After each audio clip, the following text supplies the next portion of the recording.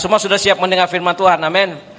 Ya, selalu kita diajar, dikotbahkan, saya pun mengkotbahkan dan banyak orang berkhotbah. Kalau kamu lihat di YouTube, berkhotbah tentang kasih. Tanda orang Kristen adalah kasih dan selalu murah hati, seringkali membantu. Itulah menunjukkan bahwa kasih itu kita sebagai orang Kristen. Tapi hari ini saya mau ajar sesuatu yang mengejutkan kamu. Tajuknya adalah 2 jenis orang yang tidak boleh Anda tolong. 2 jenis manusia ataupun orang yang tidak boleh kita tolong sebagai orang Kristen. Tajuk sekali lagi, 2 jenis orang yang tidak boleh Anda tolong sebagai orang Kristen. Kita melihat di dalam buku Galatia pasal 6 ayat 2. Bertolong-tolonganlah menanggung bebanmu, demikianlah kamu memenuhi hukum Kristus. Di sini saya mulakan dengan perintah Paulus bahwa kita diminta bertolong-tolonganlah membantu, ya, menanggung bebanmu. Dan yang lebih serius lagi dia berkata di sini, demikianlah kamu memenuhi hukum. Memenuhi hukum artinya satu perintah. Memenuhi hukum itu, mengasihi itu memenuhi hukum. Teruskan lagi, memenuhi hukum Kristus, ya, bukan hukum gereja, hukum Kristus lagi. Efesus pasal yang keempat ayat 2. Dalam buku Efesus pasal 4 ayat 2. Nah, Paulus sekali lagi menuliskan, hendaklah kamu selalu rendah hati, lemah lembut dan sabar, dan tunjukkanlah kasihmu dalam hal saling membantu. Tadi lebih serius, lebih berat, di mana memenuhi hukum Kristus itu adalah mengasihi, ya. Dan di sini sekali lagi Paulus berkata, tunjukkanlah kasihmu dalam hal saling membantu. Nah, contoh-contoh ayat ini membuatkan kita selalu berpikir bahwa orang Kristen ini harus selalu memberi contoh mengasihi.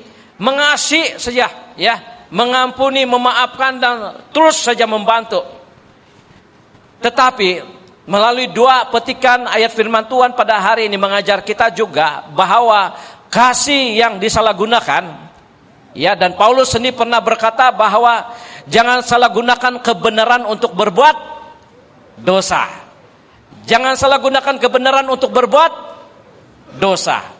Jadi melalui 2 petikan ini kita diminta menunjukkan ataupun membuktikan yang kita ini, ya, memiliki kasih dengan cara saling membantu karena menurut hukum Kristus, ya.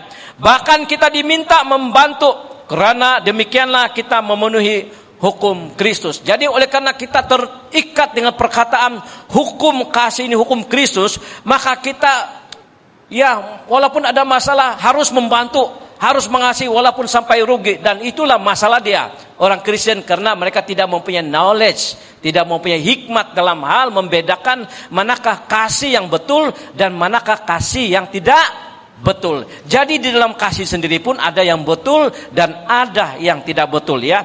Kehidupan Kristen diwarnai dengan kasih, murah hati, sanggup berkorban dan memberikan. Walaupun dirugikan ataupun tertipu sekalipun, kita masih mengasihi. Apakah benar itu yang Tuhan perintahkan? Tidak. Tuhan mau kita cerdik, pandai dan tidak mudah ditipu. Amin. Ada banyak orang Kristen jadi bermusuh, ya, sampai bermusuh, dendam, tersandung karena salah guna kebaikan dan salah guna mengasihi dan merugikan diri sendiri, keluarga, bisnis, dan gereja. Nah, itu bukan nama dia kasih. Sampai kita sendiri terluka, bermusuhan, rugi, gereja rugi, jemaat rugi, bisnis kau rugi, dengan alasan saya mengasihi, biarlah Tuhan yang tahu. Nah, inilah, tapi kita terluka, rugi sendiri. Itu kesilapan kita. Dan ada 2 jenis orang dalam Alkitab. Nah, Alkitab sendiri menasihati agar jangan kita membantu orang seperti ini. Bukan karena kita kekurangan kasih sebagai Kristen, bukan, ya. Ataupun kurang belas kasihan, bukan. Kita penuh dengan belas kasihan. Melainkan pertolongan yang keliru bisa bertentangan dengan kehendak Tuhan itu sendiri. Ya, pertolongan dan kasih yang keliru boleh menyebabkan bertentangan dengan perintah Tuhan itu sendiri. Bukan semua tangan yang memerlukan bantuan, ya, dan bukan semua keperluan orang adalah tanggung jawab untuk kita tolong, betul kan? Semua masalah manusia kita pergi tolong. Hutang dia kita pergi tolong. Ya, kita nampak di Afrika ada kesusahan, kita mau pergi tolong. Di mana lagi? Di India ada kesusahan, kita mau pergi tolong. Semua kita mau tolong lah. Nah, itu kita merugikan diri kita sendiri. Dan bukan setiap seruan minta tolong daripada manusia di sekitar kita adalah satu penugasan langsung yang Tuhan perintahkan untuk kita membantu. Setiap kali pemikiran kita adalah begini, asal ada manusia di depan saya minta tolong, berarti Tuhan utus dia supaya saya tolong dia. Itu mentality dan pemikiran yang salah. Asal manusia ada di depan saya yang ada masalah, mesti saya yang tolong. Sebab Tuhan telah memperlihatkan orang itu kepada saya, jadi saya mesti minta tolong. Kalau macam ini habislah kita, harta kita kalau begini, ya. Dan kita sendiri terluka dan rugi sendiri. Ada satu cerita waktu saya masih sekolah rendah. Saya percaya kamu pun yang ada belajar ini. Dululah saya tidak tahu ini buku sibik masih ada sekarang lagi. Orang Arab dengan untanya. Kan? Untanya. Ini orang Arab, dia ada unta. Kemudian waktu dia tidur dalam camp ini unta dia pandai bercakap. Boleh saya masukkan kepala saya, dia cakap. Waktu malam sejuk kan di padang gurun. Jadi ini Tuhan, dia bilang boleh kepala saja. Boleh saya bagi suruh sedikit lagi? Boleh, dia bilang. Last apa yang terjadi? Tuhan dia di luar, itu unta di dalam. Karena apa? Terlalu longgar, ya, memberi bantuan yang salah, ya. Jadi pertolongan boleh menjadi berkat, tetapi juga boleh menjadi perangkap bagi kita. Kita perlu cerdik. Kita cerdik dalam pelajaran. Kita cerdik dalam banyak hal membedakan apa yang baik dan buruk. Tetapi banyak orang Kristen justru tidak cerdik dalam memberikan kasih kepada orang lain. Sehingga mereka sendiri dirugikan. Karena apa? Mereka berkata, saya mengasihi sesuai dengan perintah Tuhan. Tapi mereka sendiri rugi. Dan itu sebenarnya mereka tidak cerdik menilai kasih yang mana harus diberi dan kasih mana yang harus tidak diberi. Jadi sekali lagi pertolongan boleh menjadi berkat, tetapi juga boleh menjadi perangkap bagi kita. Sehingga ada banyak case, ada yang ini wanita ya, sampai karena memberikan kasih ataupun sudah dapat kebajikan ditolong, jadi dia tidak dapat membalas budi. Macam mana cara dia membalas budi? Ada yang sampai memberikan badan dia, sampai mengandung, terpaksa kawin kepada orang yang menolong dia. Betul kan? Banyak kesaksian ini, banyak cerita ini di luar sana. Terpaksa kawin kepada orang itu karena orang itu sudah membuat kebajikan. Terpaksa memberikan badan pada orang itu. Terpaksa melakukan sesuatu demi orang yang pernah menolongnya. Nah, inilah dikatakan kasih yang salah. Boleh paham sekarang? Balas jasa ibu boleh lah ya kalau kawin. Ini balas jasa ataupun beri tubuh untuk seks. Nah, ini sudah salah, ya. Ini bukan bertujuan mementingkan diri sendiri ataupun menutup hati terhadap penderitaan orang lain yang ada keperluan dan masalah. Tetapi ini adalah panggilan firman Tuhan untuk menolong dengan cara yang selaras dengan firman Tuhan. Sekali lagi, ini bukan untuk bahwa kita ini tidak mau menolong orang lain, ya. Tetapi ini adalah panggilan firman Tuhan untuk menolong dengan cara yang selaras firman Tuhan. Jadi ada cara yang selaras firman Tuhan memberi bantuan, tetapi ada juga cara yang tidak selaras dengan firman Tuhan. Setakat ini boleh paham? Jadi kita harus ikut yang selaras dengan firman Tuhan, cara menolong, cara memberi kasih, dan jangan ikut yang tidak selaras dengan firman Tuhan. Ya. Menolong orang pada waktu yang salah dan terhadap orang yang salah dapat membawa kesan yang buruk. Seperti coba menarik orang dari lubuk pasir, justru kita sendiri yang masuk dalam pasir itu. Kalau di Afrika sama di Amerika ada satu tempat pasir yang apa dipanggil itu, yang kalau orang masuk di sana dia terus boleh tenggelam. Pasir apa? Jerlus kan? Iya. Jadi kalau kau nampak orang yang masuk dalam pasir jerlus tuh, kau mau pergi pijak, pergi tolong sana, nanti dia pulang tarik kau. Begitulah cara menolong, mengasihi dengan cara yang salah. Karena tidak ada fondasi firman Tuhan, kita sendiri akan masuk sama-sama dimasuk dalam pasir jerlus kan? Ya, oke. Jadi ada dua jenis orang yang seharusnya kita hindari untuk menolong ya. Yang pertama yang harus kita hindari untuk menolong, yang pertama tolong dengar dan catat.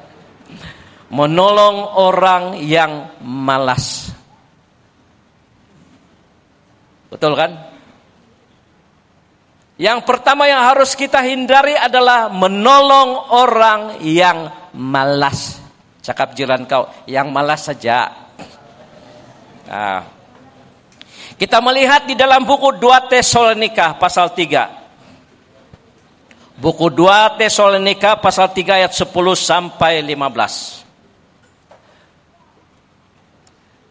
Sebab juga, ini pun Paulus yang menulis ya. Sebab juga waktu kami berada di antara kamu, kami memberi peringatan ini kepada kamu. Dia memperingatkan kepada jemaat di Tesalonika. Saya rasa di jemaat sana banyak yang malas sampai ada surat ini, ya. Sebab juga waktu kami berada, mungkin mereka berbahasa roh, asyik menyanyi, memuji, menyembah Tuhan, main gitar aja kan 24 jam. Jadi tidak pergi bekerja, ya. Jadi ada banyak komplain, minta makan. Kemudian Paulus menulis surat ini kepada gembala di sana, kepada jemaat di sana. Sebab juga waktu kami berada di tengah kamu, kami memberi peringatan ini kepada kamu, jika seorang tidak mau bekerja, janganlah ia makan. Ya. Kami katakan ini karena kami dengar bahwa ada orang yang tidak tertib hidupnya. Rupa-rupanya yang malas ini dipanggil tidak tertib. Ya. Kami katakan ini karena kami dengar bahwa ada orang yang tidak tertib hidupnya dan tidak bekerja, melainkan sibuk dengan hal-hal yang tidak berguna. Mereka ada peluang bekerja, tapi mereka sibukkan diri mereka untuk tidak bekerja, untuk hal-hal yang tidak mendatangkan ubah. Mereka sibuklah. Ya. Seterusnya ayat 13.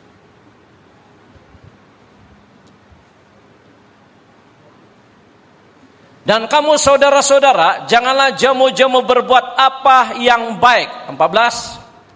Jika ada orang yang tidak mau mendengarkan apa yang kami katakan dalam surat ini, tandailah dia dan jangan bergaul dengan dia, supaya ia menjadi malu. Artinya kita diminta menegur yang tidak bekerja, yang malas, dan tandailah dia. Maksudnya jangan kau bergaul dengan orang yang malas itu, karena kau akan mengalir kemalasan kepada dia. Ya. Yang terakhir ayat, tetapi janganlah anggap dia sebagai musuh ataupun membenci dia, tetapi tegurlah dia sebagai saudara, yaitu orang yang bermalas-malasan. Tegurlah dia sebagai seorang saudara, bukan sebagai seorang musuh. Betul kan? Sebagai saudara. Artinya kita mesti tegas memberitakan bahwa tindakan kau ini sibuk-sibuk tapi tidak bekerja, ya, tidak boleh. Mesti mau bekerja, ya. Jangan menolong orang yang justru memperkuatkan dan memelihara kemalasannya. Kalau kita menolong orang yang malas, setelah kita tolong, dia tambah yakin lagi bahwa walaupun dia tidak bekerja, ada sumber pendapatan dia.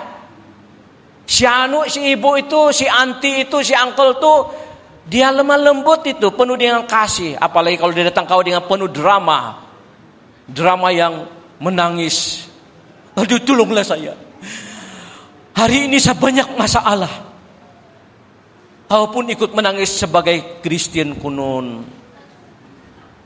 Apalagi orang itu kan pandai ayat-ayat firman Tuhan. Dia bagi kau ayat firman Tuhan mengenai kasih, murah hati. Dia kirim dulu macam perlu berpandu. Dia kirim dulu tuh ayat-ayat kasih. Lepas itu setelah kau amin-aminkan, baru dia bilang, ada saya minta tolong kau ini, dengan emoji menangis dia. Habis kau. Itulah penipuan. Jangan menolong orang yang justru memperkuat dan memelihara kemalasannya. Kadang-kadang kalau kita tidak tolong, dia akan tembak kita dengan firman Tuhan.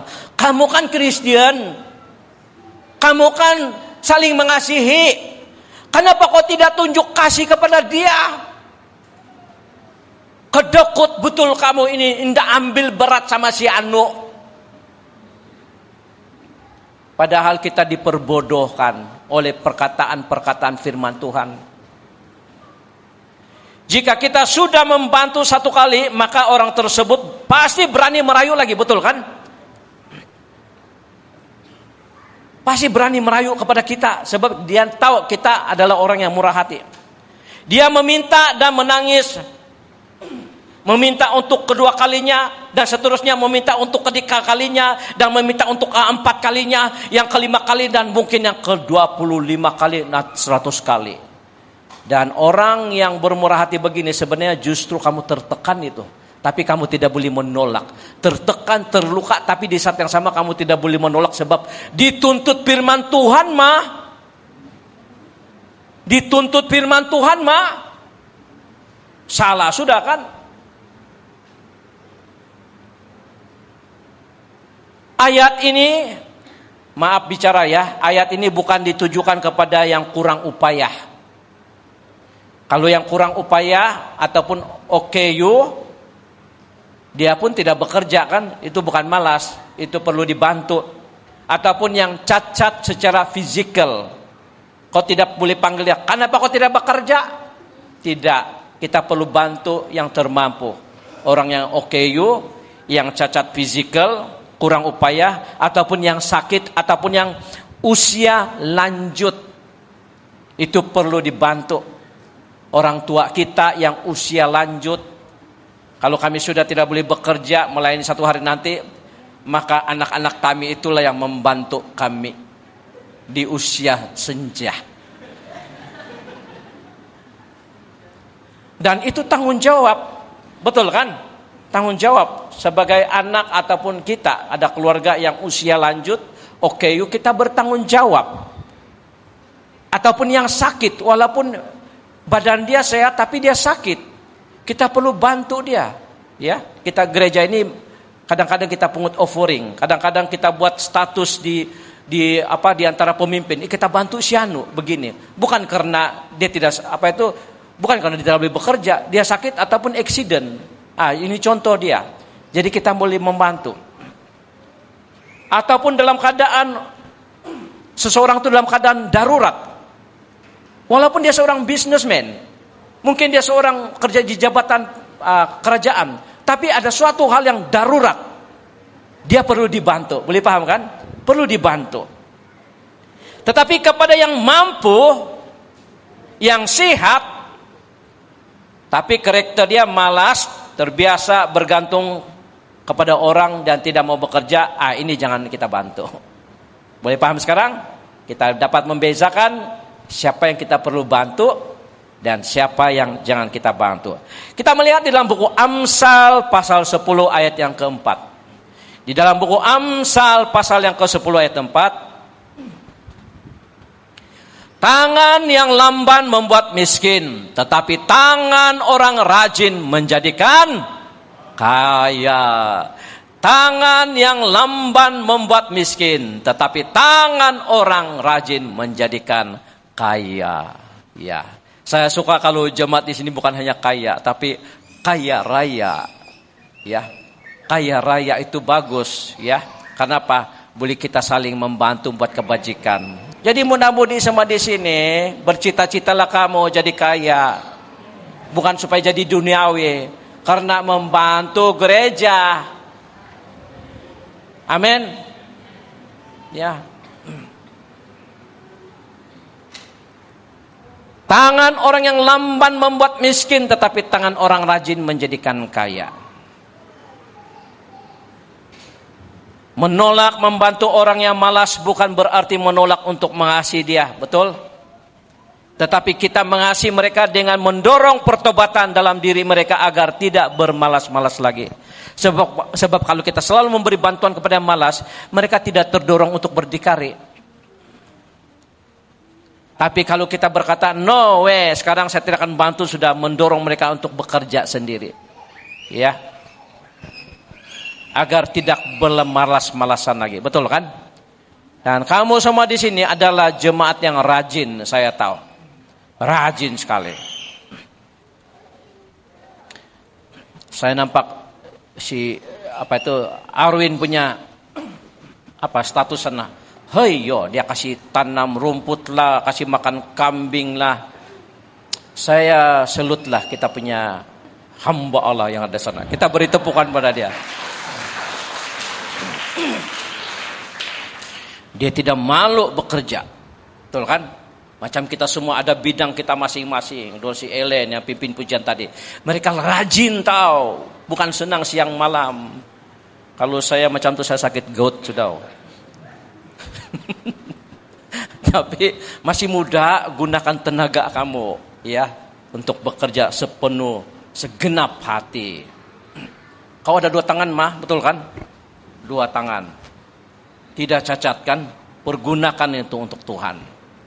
Ya, apa bidang kamu?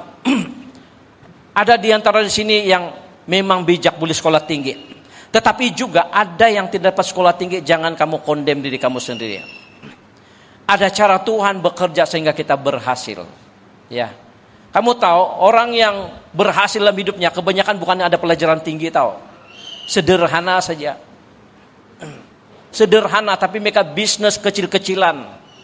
Ya, mereka berani dihina. Ya, tetapi akhirnya mereka menjadi orang yang berhasil. Karena keberanian mereka, kesungguhan mereka seperti semut itu. Mereka rajin. Amin. Akhirnya mereka berhasil. Dan yang kedua, yang terakhir pada hari ini, selain daripada jangan tolong orang yang malas adalah jangan menolong orang yang sombong. 2 ini, yang satu malas, yang kedua adalah orang yang sombong. Amsal pasal 16 ayat 18. Buku Amsal pasal 16 ayat 18. Kecongkakan mendahului kehancuran dan tinggi hati mendahului kejatuhan. Sekali lagi, kecongkakan mendahului kehancuran dan tinggi hati mendahului kejatuhan. Orang yang sombong dia tidak akan berhasil dalam hidupnya. Walaupun dia pernah naik, dia punya up itu tidak sampai Gunung Kinabalu. Sebentar saja. Kenapa? Karena yang menjatuhkan dia, yang menarik dia turun adalah kesombongan dan kecongkakan dia itu sendiri. Bukan karena dia tidak rajin, bukan karena dia tidak confident, bukan karena dia tidak mempunyai pendidikan, tetapi justru apa yang dia dapat itu, kesombongan telah menguasai sehingga dia tertarik ke bawah. Oleh karena kesombongan. Bagi kita yang sudah berhasil ataupun dalam perjalanan keberhasilan, jangan sombong, jangan angkuh. Karena keangkuhan dan kesombongan akan menghancurkan rumah tanggamu, bisnismu, karir kamu, masa depan kamu. Sekejap saja. Tapi orang yang selalu rendah hati, makin tinggi, makin up, makin dia ingat Tuhan. Tuhan akan blessing dia. Amin. Tuhan akan blessing orang yang rendah hati. Kecongkakan mendahului kehancuran dan tinggi hati mendahului kejatuhan. Jadi kalau seorang itu jatuh karena apa?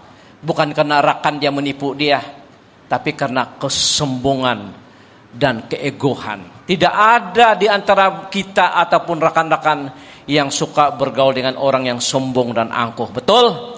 Kita semua mau bergaul dengan orang yang rendah hati. Kesombongan seringkali tidak nampak di permukaan. Ia boleh tersembunyi di balik kata-kata manis ataupun sikap percaya diri yang berlebihan. Atau dalam penolakan secara halus, tidak kasar, halus saja. Dia menolak nasihat secara halus terhadap nasihat, pengajaran, teguran. Dan orang yang sombong tidak mau dengar teguran, nasihat. Tidak pandai minta maaf, anggap diri betul saja. Nah, orangnya adalah orang yang sombong. Orang yang hidup dalam kesombongan sebenarnya sedang menutup pintu terhadap pertolongan yang baik. Baik pertolongan daripada manusia ataupun pertolongan daripada Tuhan, mereka tidak mau ditolong sebenarnya. Baik itu daripada Tuhan sendiri ataupun daripada manusia. Percaya diri mereka tersangat kuat sampai tidak memerlukan Tuhan dan manusia yang lain. Ya. Firman ini tadi yang sudah disebut, kecongkakan mendahului kehancuran dan tinggi hati mendahului kejatuhan. Firman ini mengajar kita bahwa kesombongan membawa kita ke arah yang berbahaya. Berbahaya dalam hidup kita. Orang yang sombong merasa diri selalu benar dan segala bentuk bantuan kita yang kita berikan dianggap menghina mereka. Saya tidak perlu bantuan kamu, dia bilang. Jangan-janganlah, dia rasa macam terhina. Bantuan kita, orang yang sombong. Energi dan waktu kita boleh habis untuk menolong orang yang sombong. Jika Allah sendiri menentang orang yang sombong, Allah sendiri ya, sesuai firman Tuhan ini, betul kan? Allah sendiri menentang orang yang sombong, maka janganlah kita membantu orang yang sombong. Karena Allah menentang orang yang sombong, betul kan? Sudah lele sombong, Allah menentang orang itu, baru kita pergi tolong lagi. Si sombong, saya tolonglah kau si sombong. Sedangkan Allah menentang orang yang sombong. Tapi bantulah orang yang memerlukan bantuan yang diarahkan oleh Tuhan sendiri. Amin. Jadi jangan memberi bantuan yang ditentang oleh Tuhan. Seolah-olah kita cover orang itu, ya. Jadi jika Allah sendiri menentang orang yang sombong, janganlah kita membantu orang yang sombong. Oleh itu hindarilah memberi bantuan kepada dua jenis orang ini. Yang pertama apa? Orang yang malas. Dan yang kedua adalah orang yang sombong. Dua hal ini fikirlah sebelum kita membantu. Saya rasa ada banyak kerugian kita sebagai Kristen. Karena apa? Kita salah memberikan kasih bantuan selama ini. Karena kalau kita tidak memberi bantuan, kita rasa macam serba salah. Serba salah sebab itu kasih bah kita diperintah mengasihi. Padahal kita sudah diperbodohkan. Oleh sebab itu selidikilah cara membantu orang. Apakah dia ini benar-benar sesuai dengan firman Tuhan. Saya bantu walaupun dia merayu, dia berkata tiada lagi yang menolong saya di dunia ini. Dia bilang kau saja individu yang boleh tolong saya sekarang nih. Jangan kau percaya juga. Dan kadang-kadang perasaan kita begini, kalau kita tidak tolong siapalah tolong dia? Siapalah tolong dia kalau bukan saya? Sombonglah begitu, ada perkataan begitu kan? Kalau bukan saya yang tolong siapalah, seolah-olah kita lah yang menjadi macam Tuhan pula kan boleh tolong sama dia. Sejuta berapa bilion lagi manusia di sekitar kita, kau tidak tahu saja. Dia bilang tiada lagi orang boleh tolong saya. Mana tahu ada lagi tempina dia, sanak saudara dia lagi, dia punya uncle masih ada, dia tidak bagi tahu kau saja. Betul kan? Manusia minta tolong ini banyak kali berdrama. Sampai kita rasa macam kita lah yang super boleh menolong orang itu. Apalagi dia jack kau, dia puji-puji kau, terima kasih boleh tahan kau apa semua habislah. Dia puji-puji kau, baru dia bilang, bos adakah 250? Siapa yang tidak pernah tertipu, betul kan? Oleh sebab itu jadilah cerdik mulai hari ini dalam memberi bantuan. Boleh? Jadi legahlah yang terasa tertuduh selama ini. Aduh, berdosalah saya karena sudah dapat membantu orang itu. Jangan rasa berdosa. Ya, mulai hari ini biar kita tahu menilai bagaimana membantu orang yang betul-betul boleh memberi bantuan ataupun yang memerlukan bantuan yang kita mampu lakukan ataupun tidak. Yang sakit, yang usia lanjut, yang OKU, yang ada urgent keperluan, itu lain case. Itu kita perlu bantu. Boleh paham sekarang kan? Tetapi yang memang ternyata dia bermalas-malasan, sudah kamu bantu 1 kali, 4, 5 kali lagi dia minta bantu, kamu bye-bye sama dia. Ya, bye-bye sudah. Bilang kau sendirilah. Sekarang waktu dia minta bantuan sama kau, contoh dia bilang, tolong saya 50 ringgit. Kau WhatsApp dia balik. Kau boleh tolong saya, saya memerlukan 1.000 ringgit. Dia terus dia WhatsApp sama kau balas balik sama dia. Kau boleh tolong saya pun ada keperluan nih. Kau bagi saya 1.000 ringgit. Dia tidak WhatsApp kau sudah. Jadi pikir-pikirlah supaya kita tenang dalam hal mengasihi. Jangan kau rasa macam yang tersiksa lah mengasihi ini tersiksa. Bukan. Itu karena kebodohan kita. Karena kita tidak paham firman Tuhan selama ini. Kalau kita sudah paham maka kita yakin dan tidak ada rasa tuduhan sudah. Beri kemuliaan pada Yesus.